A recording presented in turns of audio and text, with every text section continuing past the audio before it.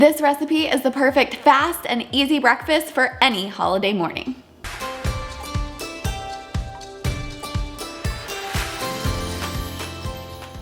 Hey everyone, I'm Coral and welcome to my channel. If you're new here, click that subscribe button down below and hit the bell for new videos every week. Today, I'm really excited to share with you guys one of my all-time favorite breakfasts.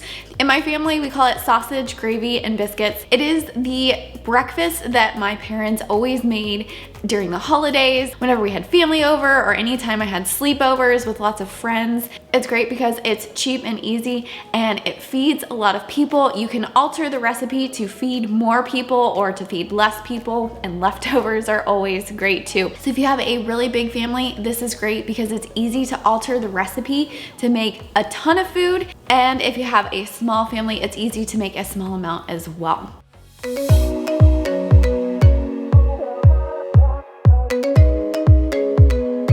First, let's talk about the ingredients that you're going to need. The first thing that you're gonna need is a breakfast sausage. I usually buy the pound of the Jimmy Dean regular breakfast sausage. If you have a really big family or a lot of people that you are making this for, you might wanna do 2 pounds of sausage, but you can always make this recipe with 1 pound of sausage, and I'll show you how you can alter it to make 1 pound of sausage go further. The next thing that you're going to need is flour and then milk. I like to use 2% milk. You can use whole milk or whatever type of milk you usually use. I will say I've never tried this with almond milk or with skim milk to see if it works. The milk is what's going to create our gravy, and the more fat it has in it, the better it's going to taste.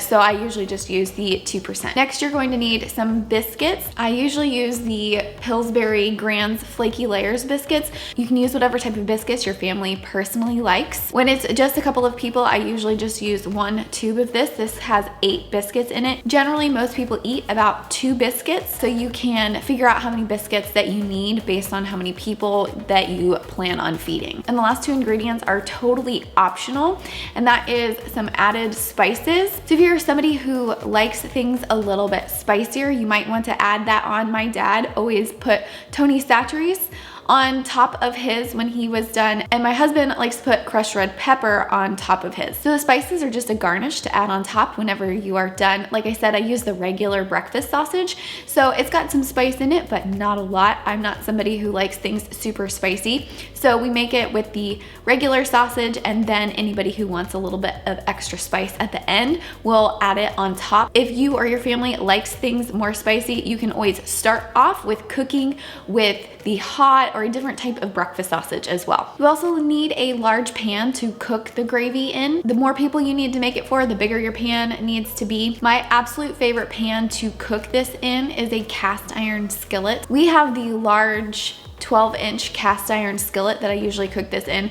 Honestly, I feel like this recipe is made for a cast iron skillet, but I didn't start making it in cast iron until a couple of years ago. Just any regular large pan will work. I will put a link down below to the cast iron skillet that we have. If you have not ever used cast iron in your home, I highly suggest that you try it out. This pan is the most used pan in our home. We use it for almost everything that we cook, and it makes things taste so good. The first step that you're going to want to do is to preheat your oven. So look at the package for your biscuits and preheat your oven to whatever temperature you need to cook it at. We want to do this first before we start cooking the gravy so that the biscuits can be cooking while the gravy is cooking. And if you time it right, it'll all come out at the same time and everything will be ready to eat. The other thing that you're going to want to do while the oven is preheating is get your biscuits ready to put into the oven. So you're going to put them onto whatever pan or baking sheet that you're going to cook them on. That way when the oven is preheated, you are ready to pop them in. Perfect timing. All right, the oven is preheated, so I'm gonna go ahead and pop in the biscuits and set a timer.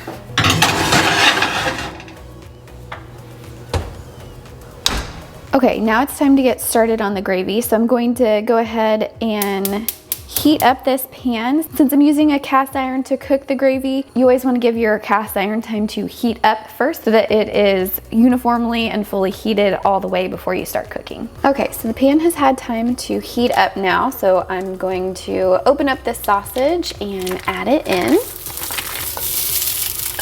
The The first step in making this gravy is to just brown the breakfast sausage in the pan. And I'm just going to break it up with this spatula so I can get crumbles from it, just like if I was cooking ground beef.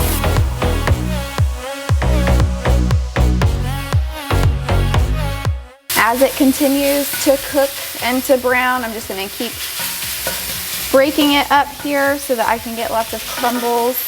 I like smaller pieces. You can leave it in some larger pieces if that's what you prefer. And just keep mixing it around until you get it all browned.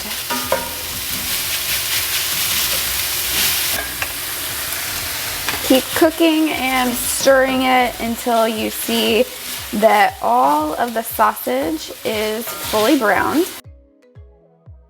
Once it looks about like this and you can see it's brown, you have no more pink left, then we're on to the next step. Now this is incredibly important. Do not drain the fat that you see in this pan.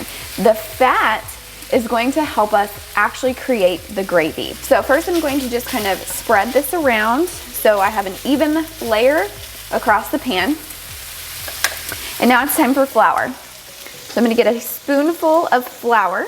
And what I'm going to do is I'm going to sprinkle it on top of the sausage. There's not a specific amount that I use. I just like to make sure that there is a layer of flour across the top of the sausage. The more flour you add, the thicker your gravy is going to be. The fat from the sausage and the flour are going to make a roux that is going to create our gravy.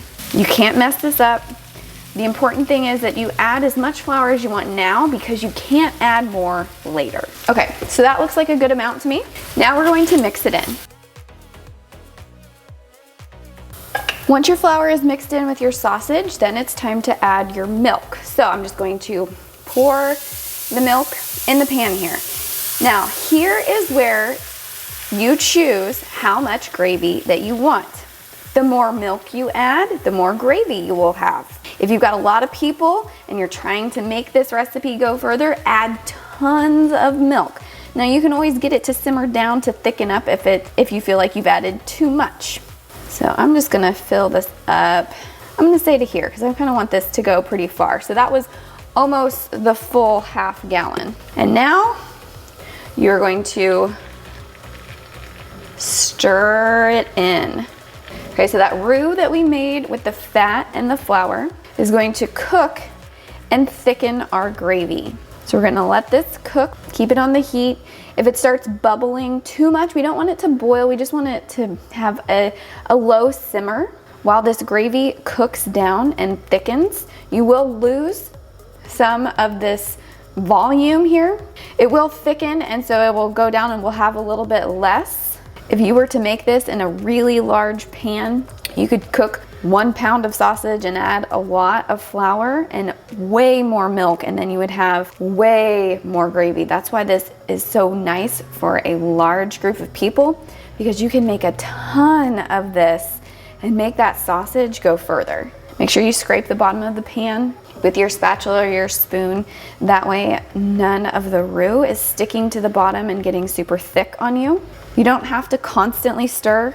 Once I get it all stirred in, I'll let it sit and simmer for a little bit before I come back and continue stirring it. As this is continuing to cook here, it's already starting to thicken just a little bit. You can see where the line of the gravy was and where it is now. I don't quite have a simmer yet, that's okay. I don't want to turn it up because I don't want to get it too hot because I don't want this to thicken too fast, and you have to be careful about your temperature changes on a cast iron skillet. So I can feel it thickening here as I'm continuing to stir and to scrape the bottom of the pan. That way I am moving it all around, and that way it can thicken evenly instead of just those heat spots. So here I've let it sit with the heat and let it thicken up a little bit. I can see that it's probably about to start simmering. I can see some little bubbles popping up here, so I've let it sit and thicken, and then I'm just gonna go back in and give it another stir. I can see that it's thickening up just a little bit more. Still really soupy, so it's not quite gravy yet. Just gonna keep letting it heat and keep stirring. I did add a lot of milk to this, so it is gonna take a while for it to thicken up. If I move my spatula like this here, you see that it's still very, very liquidy and soupy, so that lets us know it needs more time to cook. I'm gonna stop stirring for a little bit and let that heat up some more and get a little bit thicker. Okay, so I let this sit for just a little bit too long, so we're starting to get past just simmering towards a boil. So I'm gonna turn down the heat just a little bit. I'm gonna do it slowly. I don't wanna do it too fast because I don't wanna lose all the heat in the pan here. But I'm just gonna give it a stir, and it's okay. It's not a big deal. It's bubbling more than I want it to. That's okay. Not a big deal. So I'm gonna stir it to kind of bring the temperature down. Plus I want to get an even heat and not let it get too thick in certain parts. You can see though that it's starting to get much thicker. It's starting to turn into gravy. For some people, if you like thin gravy, you could be done right here. I like mine a little bit thicker, so I'm just gonna let it keep cooking. But since it did get so hot and it's continuing to bubble, I'm just going to continue to stir it. That way it doesn't get too thick too fast. Okay, so this is just about the consistency that I want. I want it just a little bit thicker than this, but it is going to continue to thicken as it sits. So I'm going to turn off the heat. Since this pan is cast iron, it's going to hold a lot of heat in it. So I'm going to stir it for just a little bit longer after I turn off the heat. And then we're going to let it sit for just about a minute or two and let it thicken just a little bit. After it sits, if it's not the consistency that you want, if it's still too thin, you can always turn back on the heat and heat it up just a little bit more to get it a little bit thicker. Okay, so the heat has been off for about 3 minutes. I stirred it for about 30 seconds to a minute afterwards to make sure that it wasn't too hot because it was still bubbling. I'm gonna give it a stir here.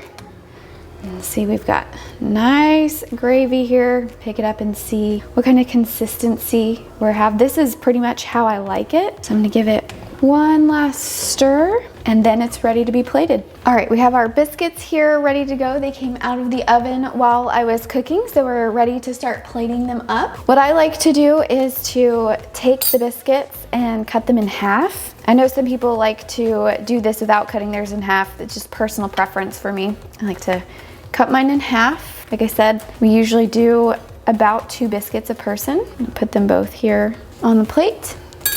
And then it's time to serve up the gravy. I'm gonna give it a little stir here. You can see it's gotten a little bit thicker while it sat. That's why I took it off before it was where I wanted it to be, because I knew it was gonna continue to thicken.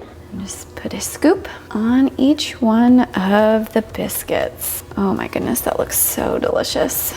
There's no rules here. You can put as much or as little as you want. Some people like to glob it on and some people like to just put a little bit. It's all personal preference. And there you have it, a super easy holiday breakfast that will feed the whole family and is guaranteed to fill you up. Don't forget, you can add Tony Chachere's or crushed red pepper if you like yours with a little bit of a kick. If you're looking for some more Christmas videos, click right here for my Christmas playlist. Thanks for watching, and I'll see you next time.